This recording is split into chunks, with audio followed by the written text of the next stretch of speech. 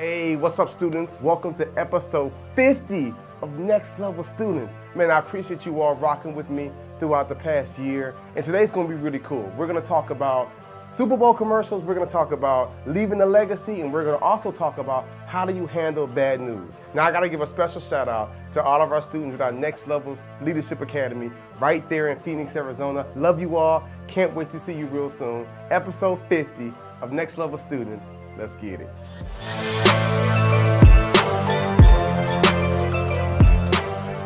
All right, question number one. What you got? If you were given a 1-minute Super Bowl commercial slot, what would you do with it? That's good. If I was given a 1-minute Super Bowl commercial slot, what would I fill it with? A part of me would want to advertise our company so that the world can know the value that we bring. But in my heart of hearts, I would have to think of all the people that's watching the Super Bowl. I would have to think about them and like what they need to go to that next level. You see, most Super Bowl commercials, they kind of advertise and tell you what you want and what you need to have. But I would want to tell you, as my man Mike said, what you already have inside you. I would want you to know that you have life. I would want you to know to keep the fight, to keep hope, to not give up. I would want you to know that you're special. I would want you to know that nobody's life is perfect and that we're all gonna go through hard times. So I would create a commercial that would speak life to this new generation, because most people are watching TV to absorb and receive something, but they really might not know that inside them there is something powerful and there is something special, and that something powerful and special is called purpose. Every single person on planet Earth has a purpose. So I would create a video, like a powerful 60-second commercial that will talk about the power of purpose and the importance of pursuing your purpose, and how when you do that, you can experience the life and the joy and the happiness that you're supposed to have. So that's what I would do. I would create a commercial that would speak life to this new generation, speak life to this world, and give a message of hope so that people can go to that next level. So that's what I would do. All right, good question. Question number 2, what you got? How do you handle bad news?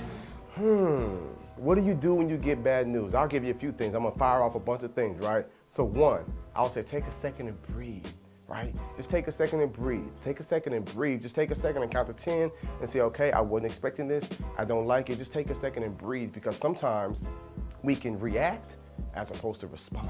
You ever heard somebody say like a knee-jerk reaction, like somebody just react? We don't wanna react. We wanna take a moment. Let's count to 10, maybe, woosah, whatever you gotta do, and then ask yourself, okay, what's the best way to respond? So when I look an hour from now, or I look a few days from now, or I look a year from now, I'm happy with how I responded. The next thing I would tell you to do when you get bad news is don't keep it to yourself. Find a loved one, a friend, a classmate, a teacher, a parent, a trusted adult. Find somebody that you can share with. Say, hey, I just got word about this person's sick, this person passed, I didn't pass this test, like whatever it is. Have someone that you can share it with, but you don't want to keep it to yourself. And then you want to tell yourself, you know what? Life goes on. This isn't the end of the story. See, for some of you need to hear right now that bad news is like a comma. It's not a period. It might be the end of a chapter, but it's not the end of your book. Your condition is not your conclusion.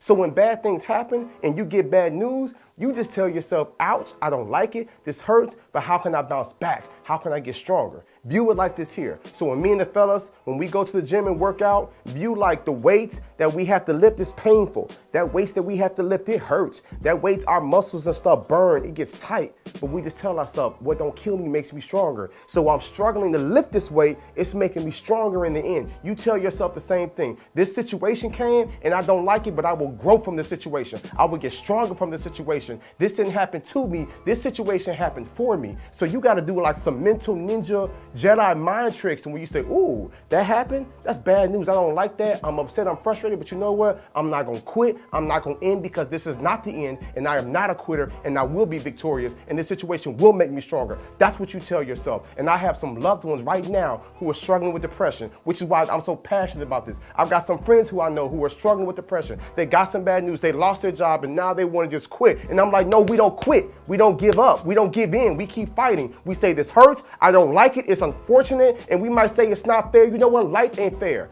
I once heard that a fair is a place where they judge pigs. Crazy, right? Life ain't fair, so don't expect life to be fair. People's grass ain't always green on the other side. Stop always comparing yourself to somebody else's life. Sometimes life can be rough. Sometimes life can suck. Sometimes life can be unfortunate, but you know what? We're not gonna quit.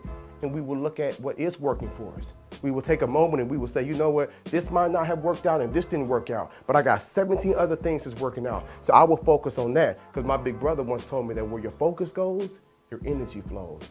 So when the bad news comes your way, you take a second to breathe, you shift your perspective, you talk to some people, but you tell yourself, this will not break me, this will make me to be the young man or woman I'm called to be. All right, question number 3, what you got? How do you want to be remembered? How do I want to be remembered? I want to be remembered as someone, you know, that worked hard, that loved life, and that loved people. You know what I'm saying? At the end of the day, I want to be viewed as somebody that was like, you know what? He made a bunch of mistakes. He bumped his head, but he didn't give up. He didn't quit. Like for many of you all that know my story, when I talk about like bad news and not reacting, but responding, like I failed a bunch of times, diagnosed with ADHD. My biological father wasn't in my life. You know what I'm saying? I failed over and over again, drug and alcohol abuse. I made a lot of mistakes, but I didn't give up and I didn't quit. So I want to be remembered as somebody that did not quit and that loved people and loved life. Lastly, I want to be remembered as somebody that helped enhance the lives of other people.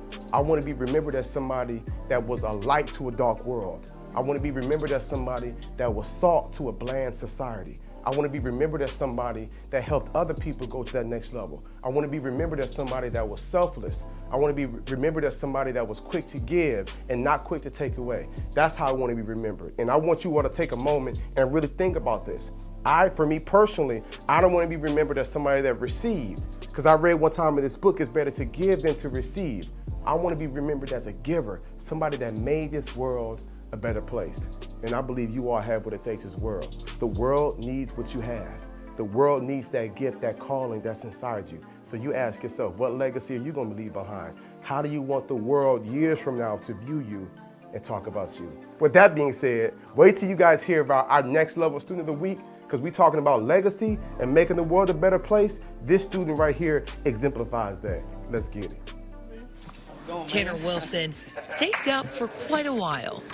For the past 3 years, I've wanted to get him one, and I mean, I've been trying. This week, he was able to make these electric wheels a reality. Hey, okay, y'all, so check this out. So we just talked about leaving a legacy behind and how we want the world to view us. So my man Ryan just sent me some information about this student a few days ago. His name is Tanner Wilson, right? He's a senior in high school in Norman, Arkansas. Now check this out. This young man, he works at a local mechanic shop, but he saved money for 2 years to buy his friend Brandon Quells a motorized wheelchair.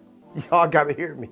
Y'all gotta hear me. That's some next level stuff. My man Tanner worked hard at a local mechanic shop for 2 years and saved all his bread. He wasn't buying video games, he wasn't doing Fortnite, he wasn't buying J's and stuff like that. He was saving all his money so he can buy his friend Brandon a motorized wheelchair. So imagine now, at the graduation, Brandon ain't gotta do like this. He can hit that button. That's some next level stuff right there. So you wanna talk about what legacy you're gonna leave behind? This is what I'm talking about when we talk about how we can make the world a better place. Like there's something special about humans when we say, you know what, it's not about me. It's not about what I want, but how can I make the world a better place? And you all have what it takes. So shout out to you, Tanner. You are a true friend. You are a good friend. You're the type of person I would want to rock with. You are our next level student of the week. For you to work a full-time job, for you to work a part-time job while you're working, how do I want to say that? For you to work a part-time job while you're in school for 2 years and save your money to buy this gift for your friend, it goes to show us what type of person you are. So we salute you, and I salute every one of you all students. Ask yourself every single day, how can I make my class better, my school, my family better? What can I give? What's my offering to the world? And when you do that, the world will truly be a better place. Thank y'all for watching. I'll see y'all next week. Peace.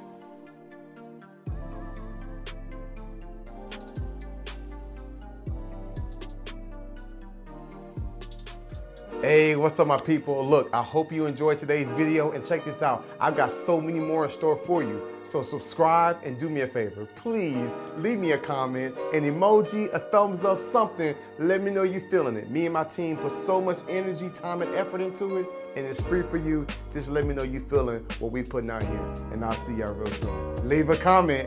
Peace.